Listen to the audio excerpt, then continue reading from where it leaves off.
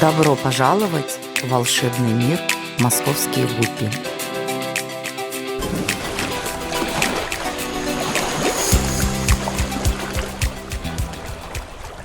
Всем привет! Здравствуйте! Меня зовут Руслан.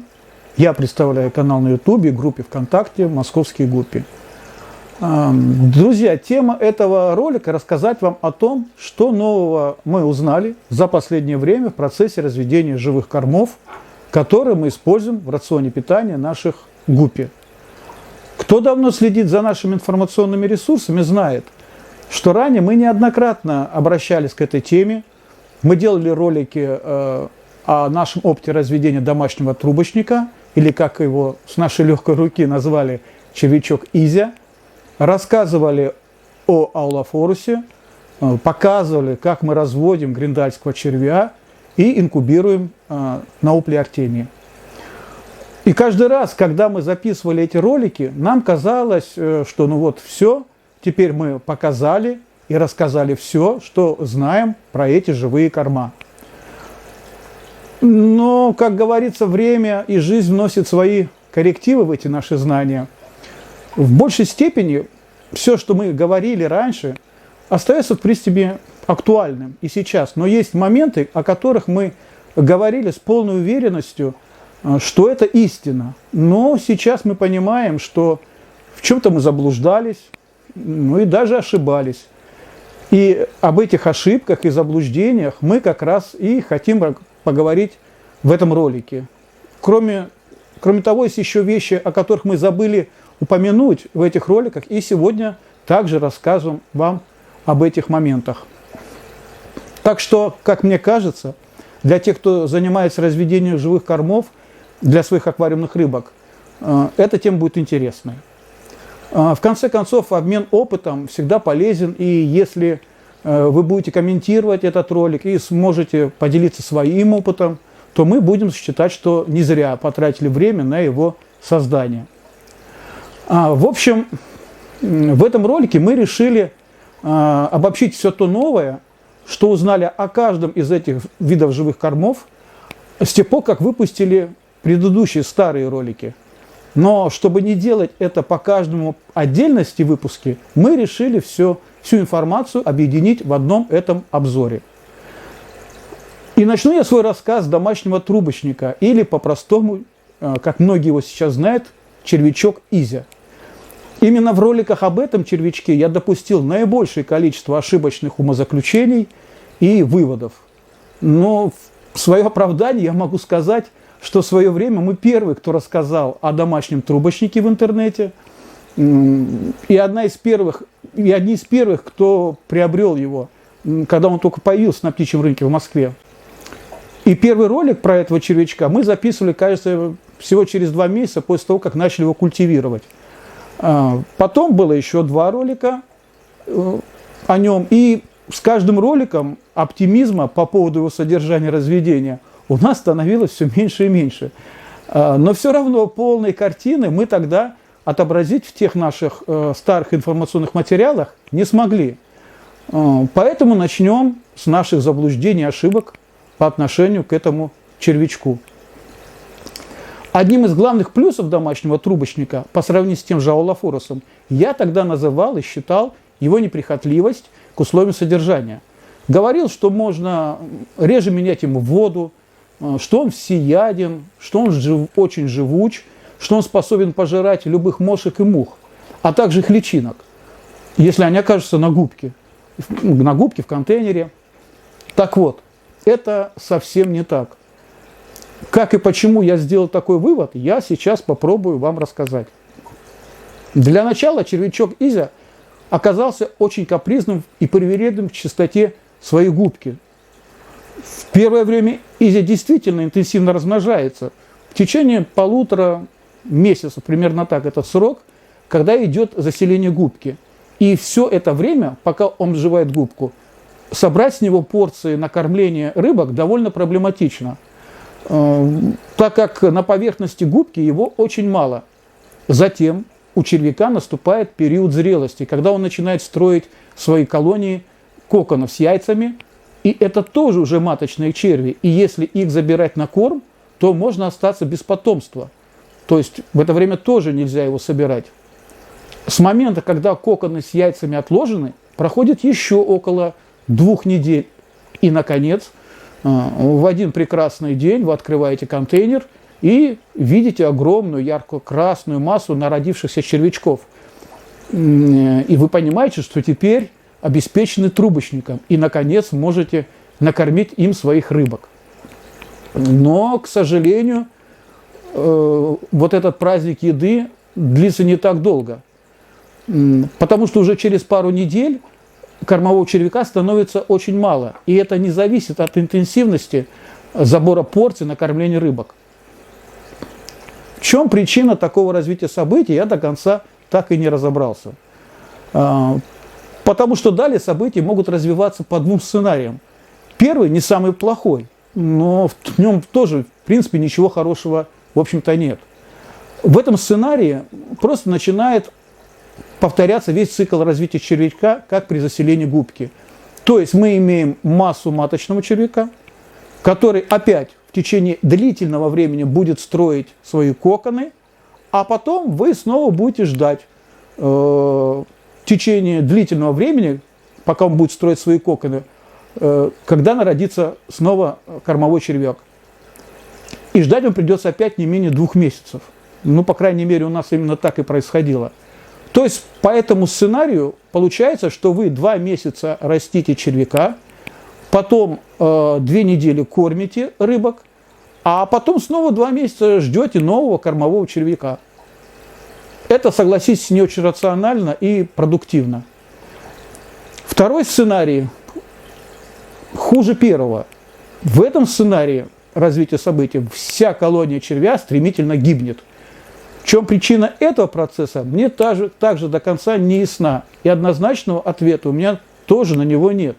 Я могу только выдвинуть свою версию этого процесса, а вы либо согласитесь со мной, либо попробуйте его оспорить. Я считаю, что все дело в том, что на каком-то этапе роста колонии трубочника степень концентрации продуктов жизнедеятельности червя и распада органических соединений в губке достигает критических для колонии значений. И в этой колонии стремительно нарастает мор. Внешним проявлением такого развития событий может быть почернение губки, гнилистый запах из контейнера, быстрое сокращение колонии червя. Ну и, наконец, его бегство с губки, которое вы можете визуально наблюдать, ну, в общем-то, и в конце концов его исчезновение. Чтобы избежать гибели всей колонии, приходится делать перезапуск губки на новую губку, так как, в отличие от аллофоруса, который может спокойно пережить процедуру перезапуска старой губки, червячок Изя на губке, в которой уже начались процессы гниения и отравления азотными соединениями, даже после интенсивной промывки, не хочет на ней жить. Поэтому приходится запускать новую губку, а это снова потеря времени на восстановление и заселение колонии.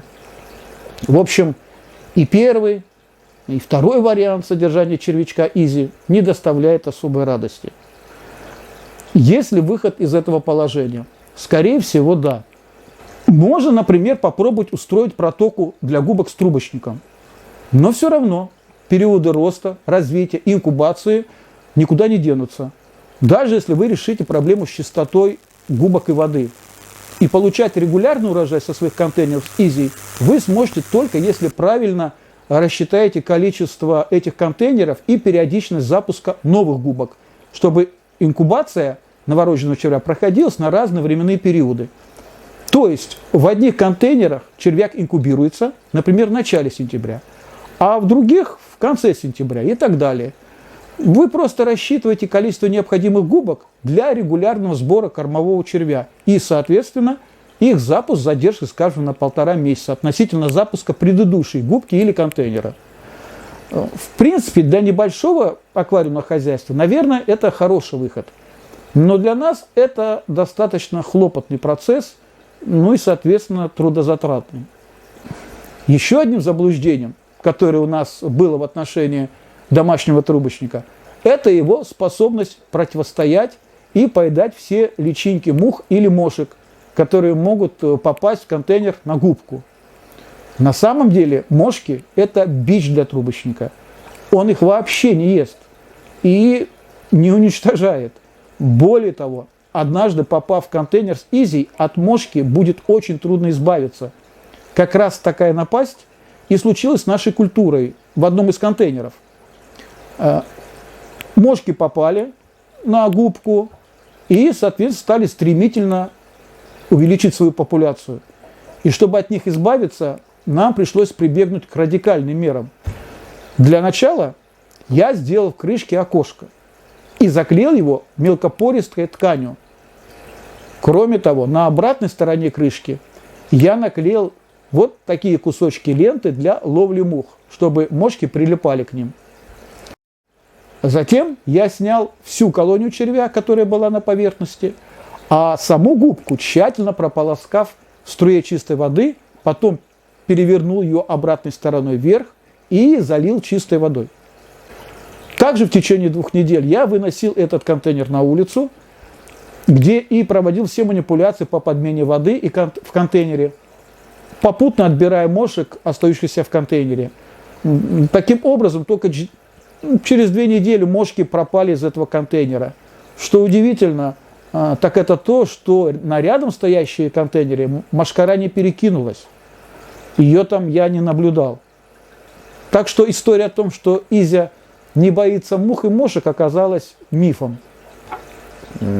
Поэтому, учитывая все вышесказанное мною, мы, хотя и не отказались от культивирования этого червячка, и, как видите, он сейчас у нас в хорошей форме, но былого энтузиазма и радужных надежд, которые мы на него возлагали, у нас больше нет. В принципе, по червяку Изи мне добавить больше нечего.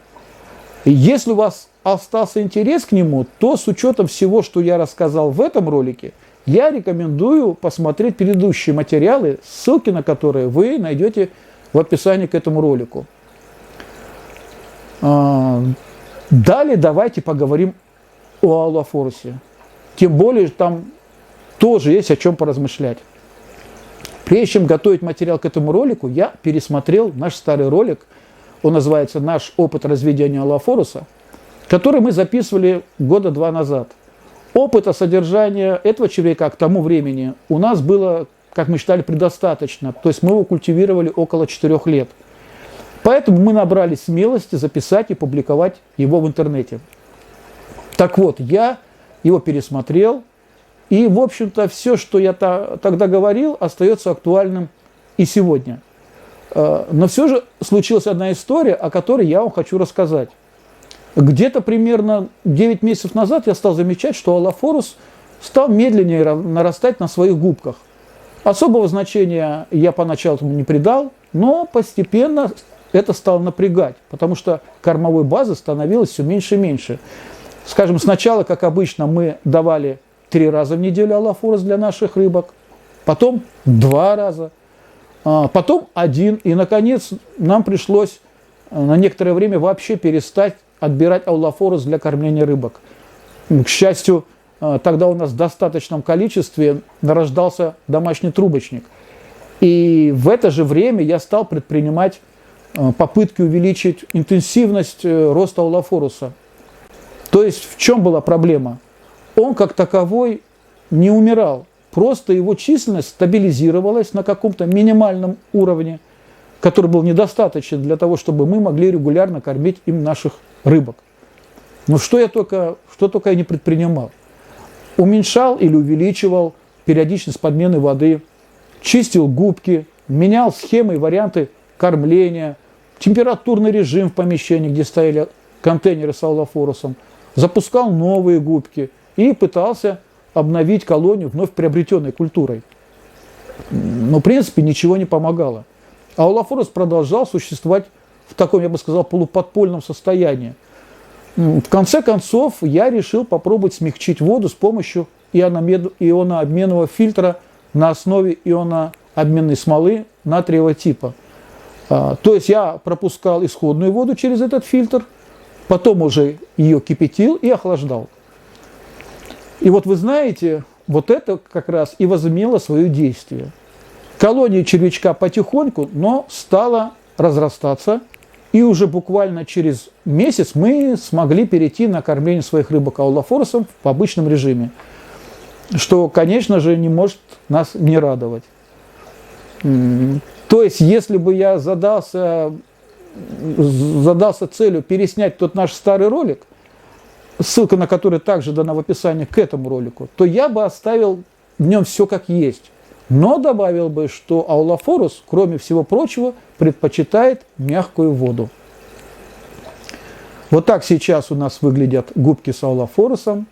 Как вы видите, все достаточно стабильно, его, я считаю, много. Нам хватает. На этом я закончу свой рассказ о аулофорусе и перейду к еще одному нашему живому корму, который мы также культивируем. Это гриндаль или гриндальский червь.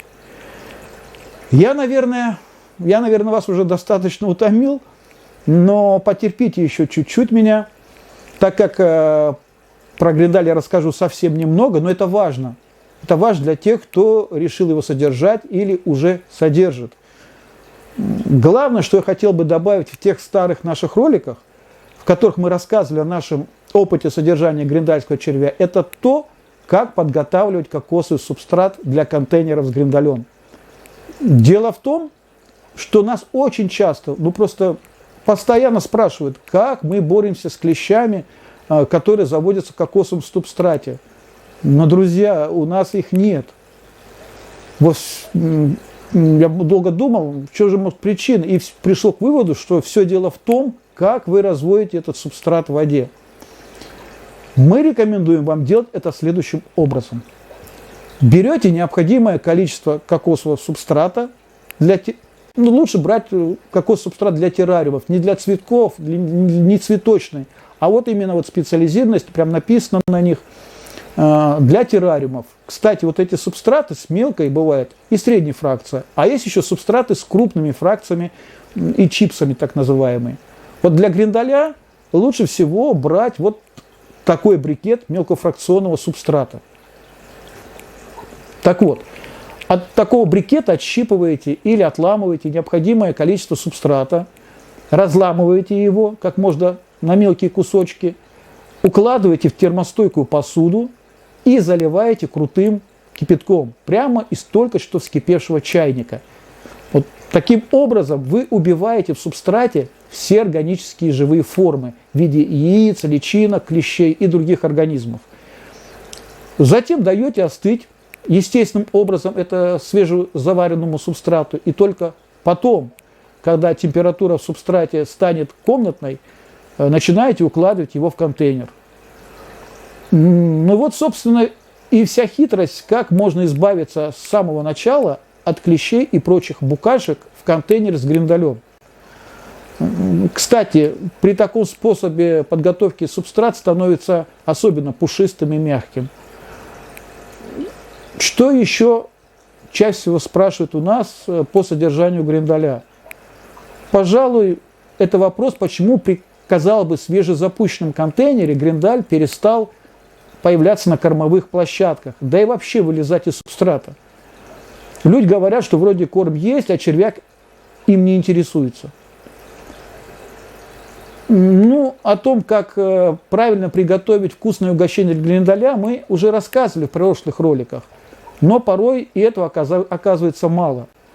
И чаще всего причина в том, что поверхность субстрата обезвоживается, а гриндаль любит как раз субстрат слегка увлажненный, но именно слегка. А потому что если влажность будет слишком высокая, то у вас начнет развиваться плесень. Так как же разбудить аппетит у гриндаля? Если у нас такое происходит в каком-либо контейнере, и червяк начинает капризничать, то я беру вот такой распылитель, распрыскиватель, наношу вот таким способом корм на обеденные сеточки, затем слегка увлажняю их, а также всю поверхность субстрата. И на следующий день мы видим вот такую картину. Как видите, гриндаль вылез наружу, и его достаточно для того, чтобы собрать порцию на корм рыбок. Если кому интересно, то ссылка на все наши материалы о гриндале вы также сможете найти в описании к этому ролику. Друзья, в принципе, это все, что я хотел вам рассказать о том, что нового мы узнали из нашего опыта разведения и содержания живых кормов. И я только ничего не рассказал вам о процессе инкубации Артемия, но тут мне добавить или что-то изменить к тому, что я рассказывал вам в предыдущем, старом нашем ролике, нечего. Я также его пересмотрел и считаю, что все, что я там говорил, остается актуальным и сейчас. Ссылка на этот ролик также дана в описании к этому ролику. Еще раз хочу сказать, что если вы хотите поделиться своим опытом разведения тех живых кормов, о которых здесь велась речь, то мы будем только рады вашим комментариям. Если вам было интересно, то поставьте лайк этому ролику. А у меня на сегодня все. Вам всего доброго и до новых встреч на канале «Московские гуппи». Если вам было интересно и вы хотите узнать больше о волшебном мире гуппи, рекомендуем вам посетить наш сайт moscowguppy.ru.